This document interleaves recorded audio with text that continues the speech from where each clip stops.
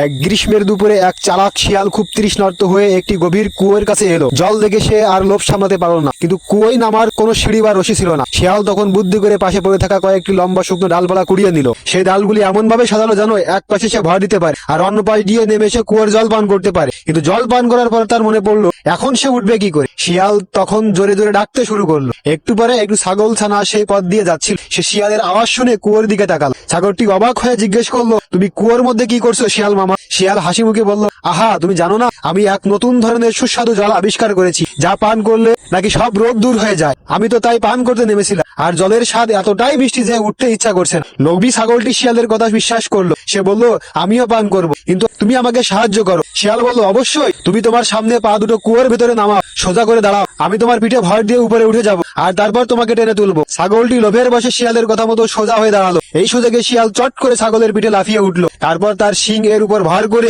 এক লাফে কুয়ো থেকে বাইরে চলে এলো। শিয়াল কুয়োর ধার থেকে মাথা ঝুঁকিয়ে ছাগলটিকে বলল, মূর্খ ছাগল, পান করার পর ভাবা উচিত ছিল উঠবে কি করে। লোভের আগে বুদ্ধি খাটাতে হয়, এই কথা বলেই শিয়াল দ্রুত সেখান থেকে চলে গেল, আর ছাগল কুয়োর ভিতরে থেকে গেল। মোরাল অফ দ্য কাহিনী হলো, বিপদ যতই আসুক, কোনো কাজ করার আগে তার ভালো বা মন্দ ফলাফল ভালো করে বিবেচনা করা উচিত। কেবল লোভের বশবর্তী হয়ে হুট করে কোনো সিদ্ধান্ত নেওয়া উচিত নয়। বন্ধুরা, তোমরা যদি এই ছবিটি ভালোবাসো তাহলে অবশ্যই চ্যানেলটি লাইক, কমেন্ট আর সাবস্ক্রাইব করে দাও।